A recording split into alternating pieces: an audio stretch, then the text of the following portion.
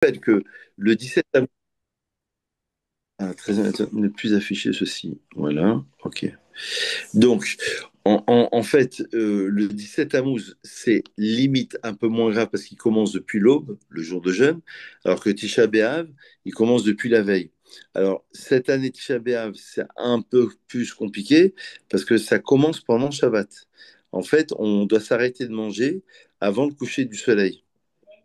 Donc là pour ce dimanche, il n'y a pas trop de soucis.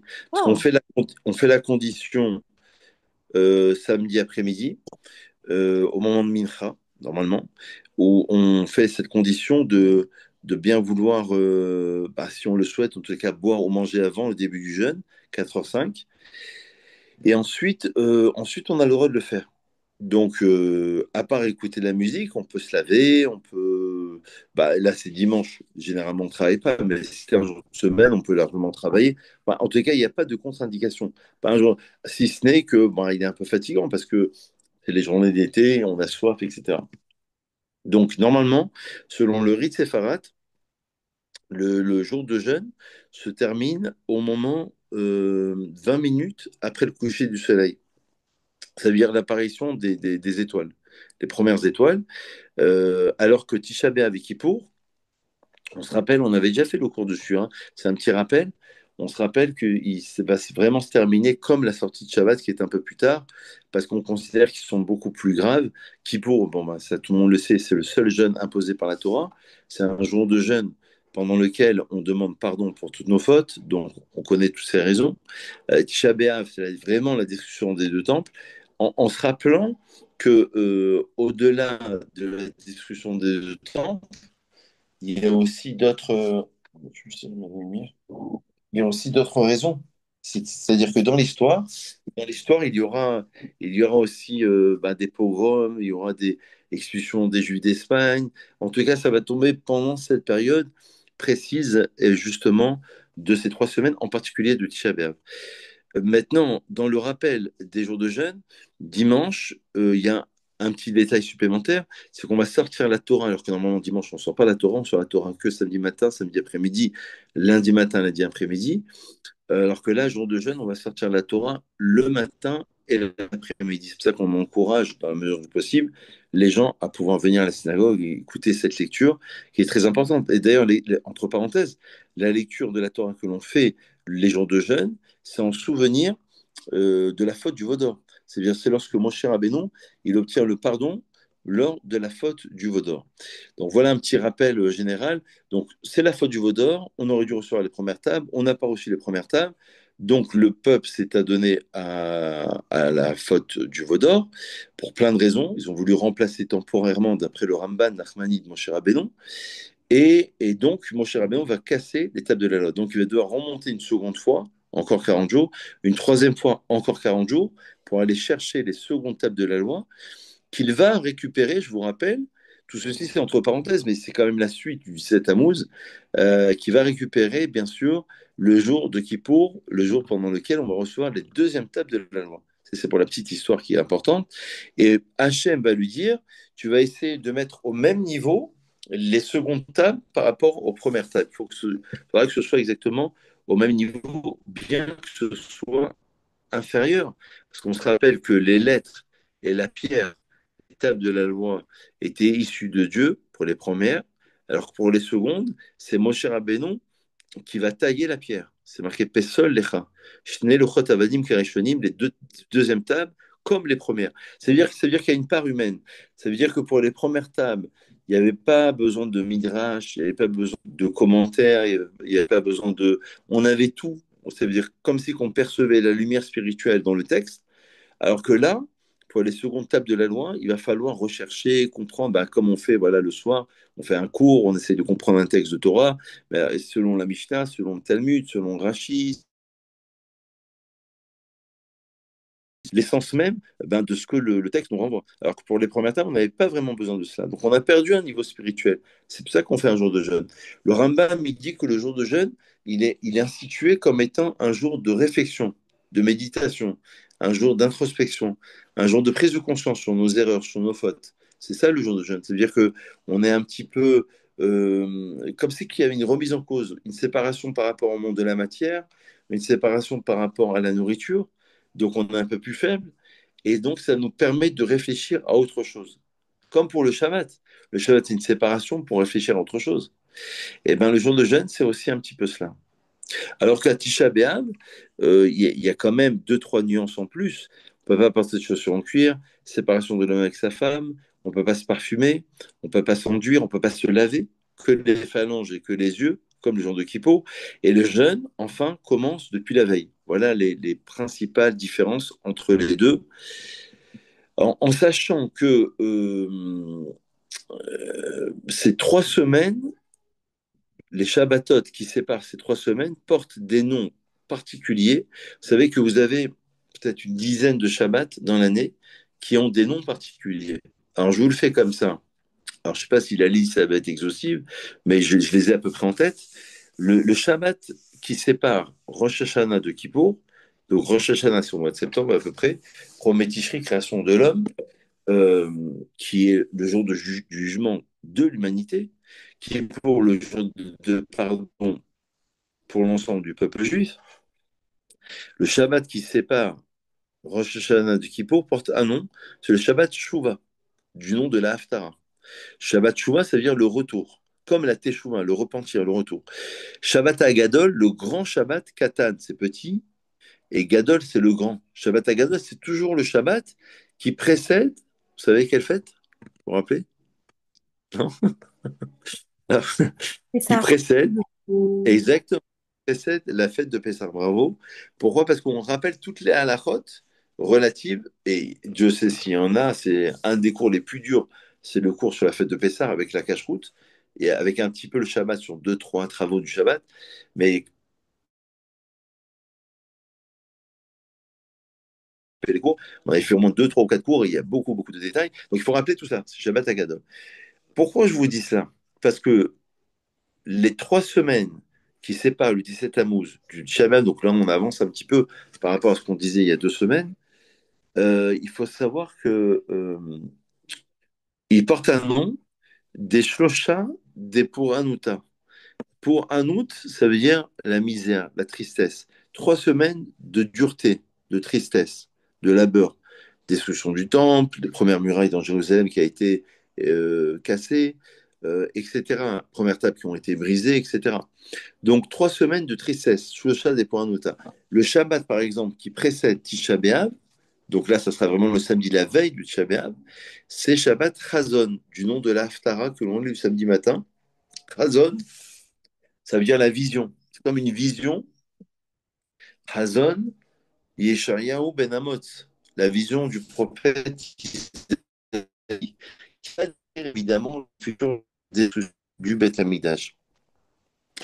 Vous aurez entre Purim et Pessah, alors ça peut-être je vous le dis entre parenthèses, on refera un cours dessus, mais sachez-le quand même, 4 Shabbatot qui porteront des noms différents. Alors certains, vous les connaissez, je pense.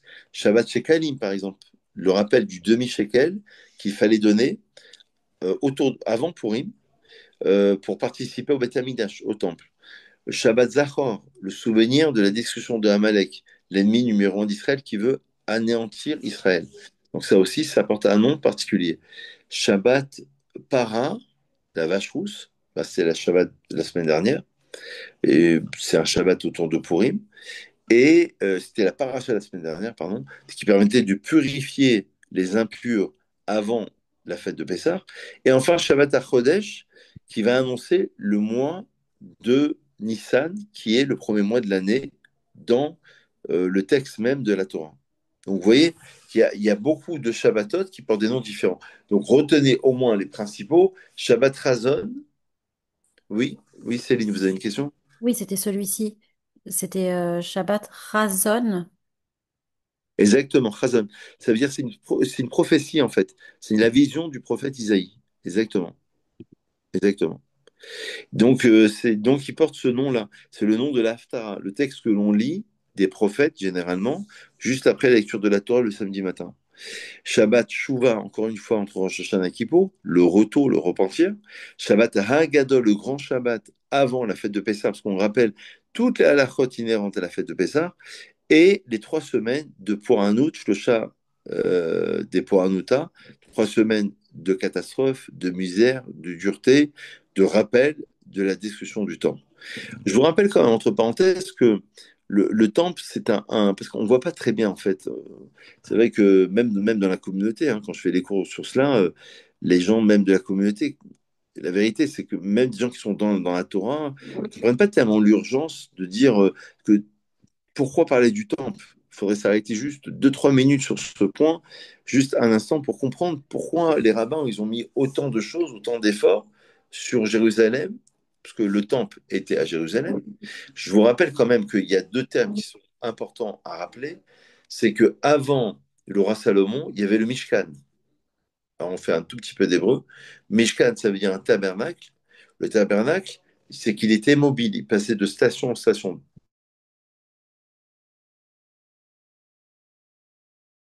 Et il y a eu le premier Beth Amikdash, en moins 1000, moins, je crois, historiquement, je crois que c'est moins 975, je crois, qui a été construit par le roi Salomon, ensuite détruit par les Babyloniens, moins 586, ensuite reconstruit 70 ans après, moins 516, d'accord? Ça, c'est les historiens, mais les rabbins, ils ont une autre date, mais bon, peu importe.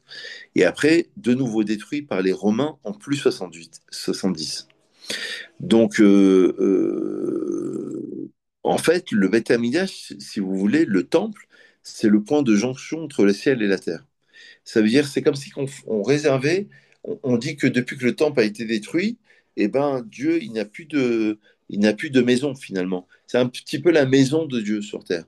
On approchait des sacrifices, c'est vrai, mais c'est comme si on permettait à la matière, puisqu'il y avait tout dans le temple.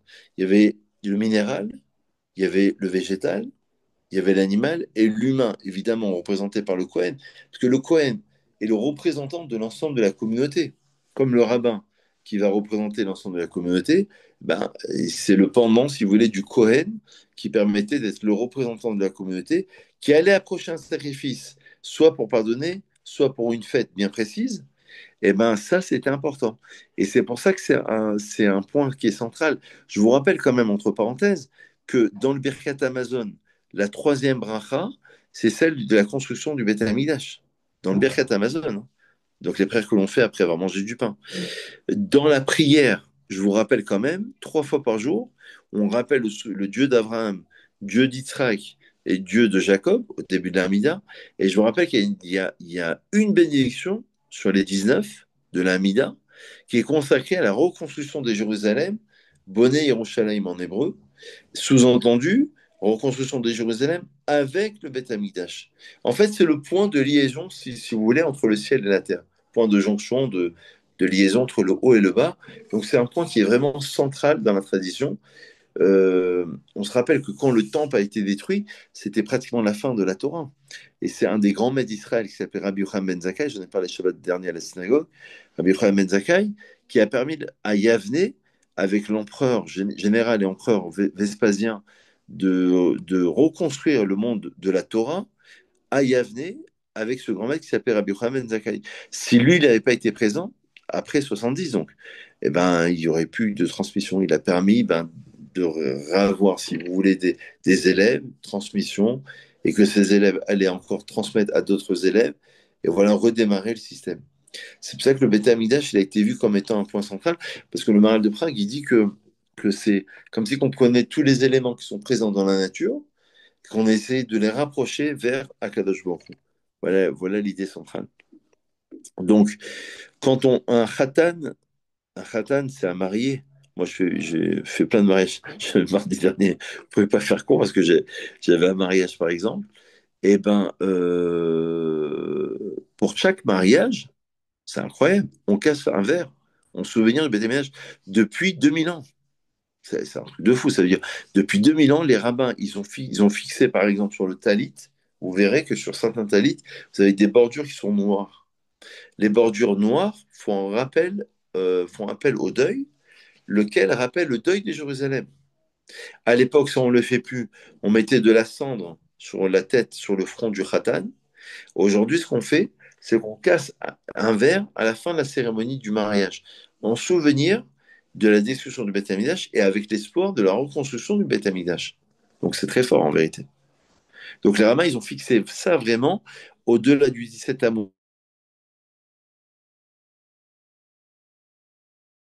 Là, on se rappelle que sur les 6 jours de jeûne, vous en avez 4 qui sont en relation avec les exclusions du temple, qui seront transformés à la fin des temps comme étant des jours de fête, des jours de festivité, des jours de grande joie. Ça sera vraiment à la fin des temps. Donc c'est intéressant parce que dans le Birkat Amazon, on vient de manger du pain, on a mangé un repas, on rappelle, on espère la reconstruction de Jérusalem. Quand quelqu'un se marie, on casse un verre en discussion de Jérusalem. Quand on fait la Hamida 3 fois par jour, c'est énorme. 3 fois par jour, c'est énorme. Et on est toujours dirigé vers Jérusalem. Vous savez que vous devez toujours aller en France, c'est vers l'Est, parce que d'accord, c'est dirigé comme ça. Et ben, vers l'Est pour prier vers Jérusalem. Quand on est à Jérusalem, on prie en direction de quoi, vous savez, quand vous habitez Jérusalem? Et ben, en direction du Beth Amikdash, du temple. Juste derrière le Kotel, là ce qu'on appelle l'esplanade du temple, quoi, le mont du temple, si vous voulez. Et quand vous êtes au temple, vous priez en direction du Saint des Saints, l'endroit le plus saint au monde, l'endroit où l'homme a été créé, Adam Arishon, c'est le Kodesh HaKodashim, le Saint des Saints. Et voilà. Donc les rabbins, ils ont vraiment, vraiment fixé tout cela d'une manière très précise, vraiment dans la tradition, dans les prières, dans la liturgie. Il y a beaucoup, beaucoup de liturgie. Vous savez, dans le genre de Tisha B'Av, on lit le samedi soir, donc on va se mettre par terre, c'est comme un endeuillé. Un endeuillé, pendant 7 jours, il peut pas s'asseoir sur une chaise. Il doit s'asseoir par terre, sur une chaise basse. Il ne doit pas manger de viande, pas boire de vin, donc ça, c'est Tisha B'Av. On boit pas de viande, on boit pas de vin depuis Rosh Chodesh du mois de Av. Sauf Shabbat où on a une obligation, comme un endeuillé. Donc chaque année, on reprend vraiment on prenne, enfin, on fasse une Torah qui soit concrète, pas juste dans les idées. Il y a des gens, même au niveau de la communauté, qui adorent les idées, mais en fait, ils passent pas forcément à l'action. En fait, l'action, elle te permet de réaliser vraiment ce que tu es en train de faire. Quand tu jeûnes, bah, tu jeûnes.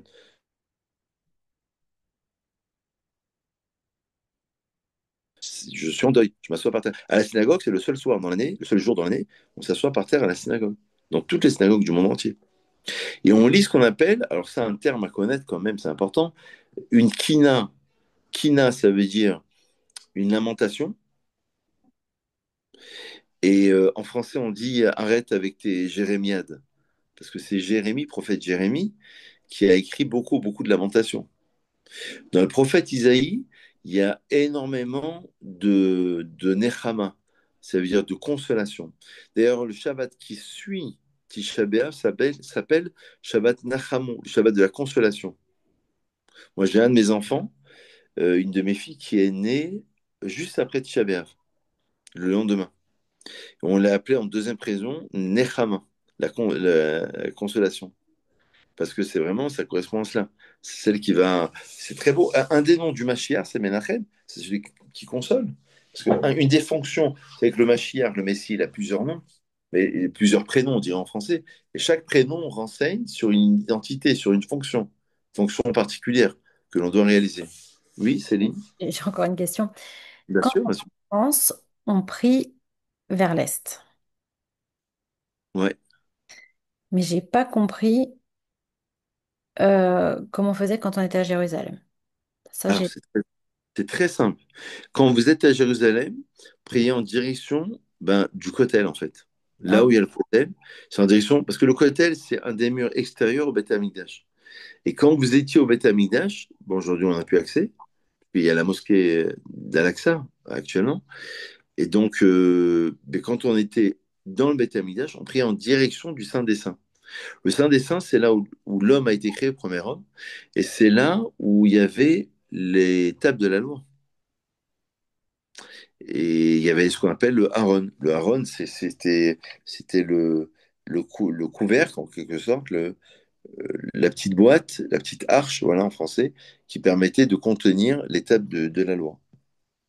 C'est comme si on allait vers le point central de la création. On revenait vers ses origines. Vous voyez. Donc, ce que je disais à l'instant, c'est que Machiar Un des noms, c'est Menachem. Shabbat Nachamu, c'est Shabbat de la consolation. Nachamu, Nachamu, Ami Yomar Elohechem. Consolez, consolez, mon peuple dira votre Dieu. C'est l'Haftarah du Shabbat qui suit Shabbat. Et donc, à partir de l'après-midi de Shabbat, donc le dimanche après-midi, 13h30, 14h, on peut de nouveau s'asseoir à table parce que on considère que tout simplement, on est déjà dans la consolation parce que le Mashiach, d'après la tradition, il est né le jour même de Tisha B'Av. Ça veut dire qu'au cœur même, c'est très juif comme idée, au cœur même, si vous voulez, de la destruction, de la désolation, de-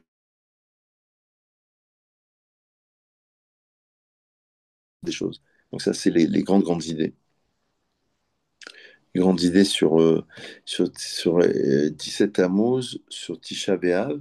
Alors, Tisha B'Av, on ne peut pas étudier la Torah, on peut étudier que les. Donc, on mange, je reviens en arrière, on mange pas de viande, pas de vin depuis Rosh Chodesh du mois de Av jusqu'au lendemain de Tisha B'Av. Donc, jusqu'au lundi. Alors, il y a deux traditions là qui attendent lundi 14h ou lundi 21h. Il y a deux traditions Sfarad Ashkenaz.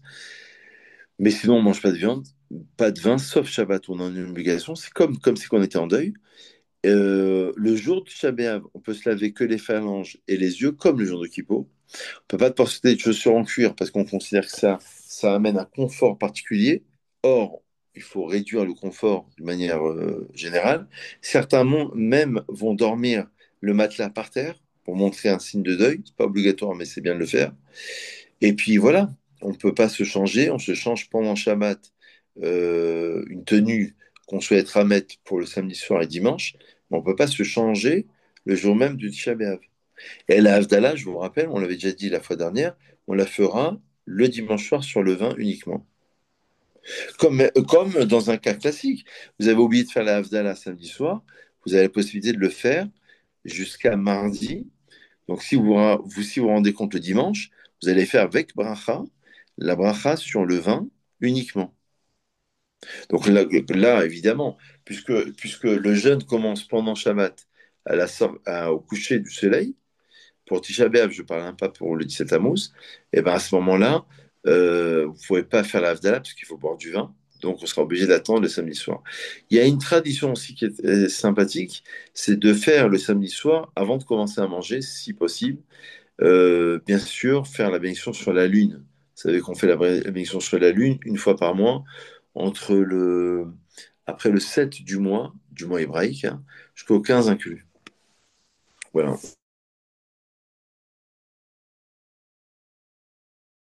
Qui sont tristes, uniquement, parce qu'on considère que la Torah apporte beaucoup de chaleur, beaucoup de réconfort, beaucoup de gaieté, beaucoup de sourire, chose qu'il faut un petit peu diminuer pendant cette journée de Tisha B'Av. Donc, si vous voulez, vous avez 10 semaines qui commencent devant vous à partir de dimanche, hein, pas à partir de ce Shabbat. 3 semaines, 3 Shabbatot, Shlosha Depor Hanuta, on l'a dit tout à l'heure, de misère, de dureté, de souvenirs du Beth Amikdash. Ensuite, après Tisha B'Av, vous allez avoir les 7 semaines de consolation qui vont vous amener jusqu'à Rosh Hashanah. Vous allez avoir 7 semaines précisément. Enfin, dans le calendrier hébraïque, tout est calculé, hein. C'est magnifique, hein, parce que vraiment, le calendrier est très très bien fait, quoi.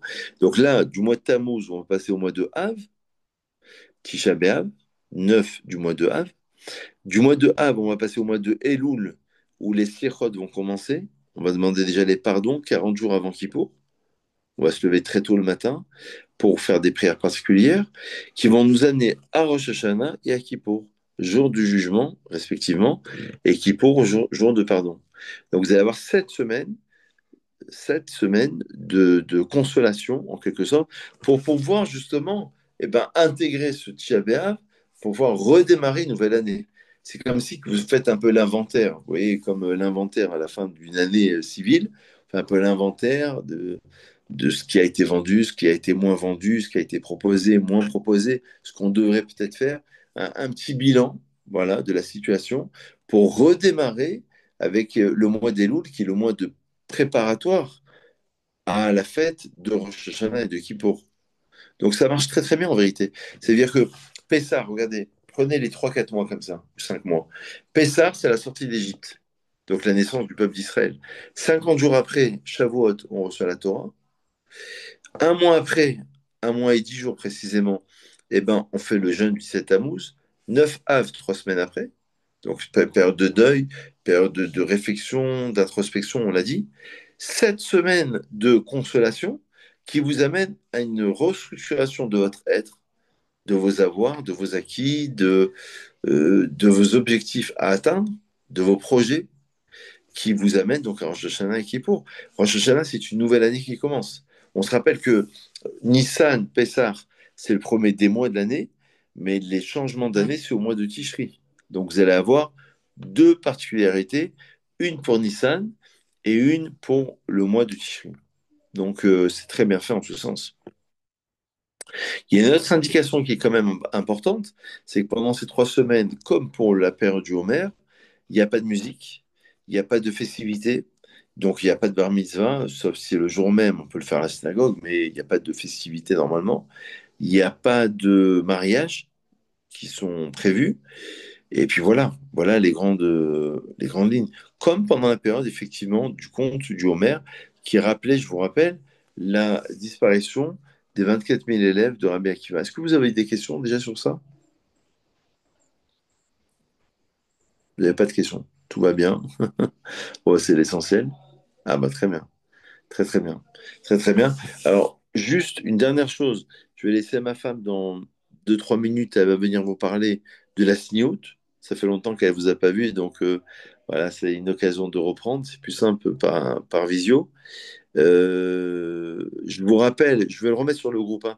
La semaine prochaine, on ne sera pas sur Nice, donc on ne pourra pas faire court.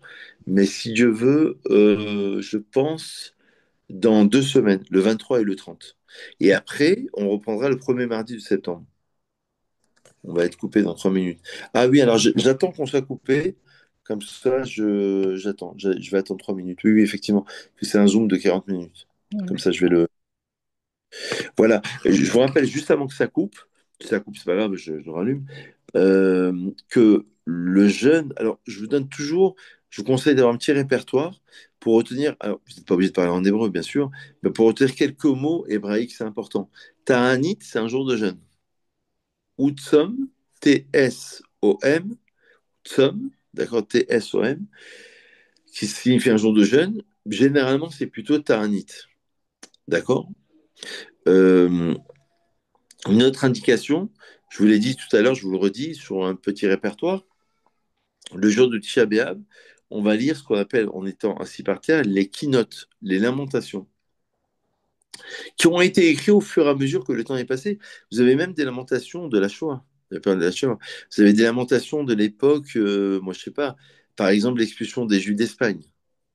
À chaque période, ce sont, si vous voulez, rajouter, bah, depuis la discussion du Temple, on va faire un rappel de toute l'histoire du peuple juif. Et ça, c'est important. Donc voilà, Kina, Kinot, donc les lamentations. Nechama, c'est la consolation. Shabbat Nachamu, c'est le Shabbat qui suit le jour du Tisha B'Av. Ta'anit, jour de jeûne. Tzom, jour de jeûne. Voilà quelques les mots-clés. C'est comme dans les leçons là, pour nos enfants. Vous avez les mots-clés de la leçon. Les mots-clés de la leçon, c'est quelques mots. Mais c'est important aussi que vous ayez quand même ces quelques définitions. Par exemple, le rabbin, il pourra, le jour de la conversion, vous interroger dans Shabbat, c'est quoi Borer? Bon, après, au pire, il peut vous traduire, c'est pas très très grave, mais c'est bien quand même d'avoir quelques mots. Borer, ça veut dire trier, par exemple, ne pas trier pendant Shabbat. Bichoul, c'est le fait de ne pas cuire pendant Shabbat. Oui, une autre question? Vous avez dit tson ou tsom? Tsom, avec un M, M de maman, M de maman, Tsom. Merci. Voilà, voilà, voilà les grandes. Voilà, bon, c'est un grand récapitulatif, mais qui est très très important. Très important parce que juste, voilà, pour conclure, vous avez passé tout de suite avec ma femme pour le cours sur la signoute, mais pour conclure sur cela, tout se passe autour du temple, hein. Même toutes les tensions, hein, même au niveau géopolitique actuel, c'est autour d'Israël, autour de Jérusalem, autour du Beth Amikdash. vraiment tout tourne autour du Beth Amikdash. Donc c'est pour ça que le Mashiach, le Messie, il est vraiment relié à une période de reconstruction du temple. Enfin, l'un ne va pas sans l'autre. Vous avez trois axes fondamentaux. Rassemblement des exilés, parce que dans la Chassidoute, on utilise ces 3 semaines, on dit que ces trois Shabbatot sont des Shabbatot qui sont très très élevés, on dit. Donc ils sont vraiment à un niveau supérieur, parce qu'on aurait dû recevoir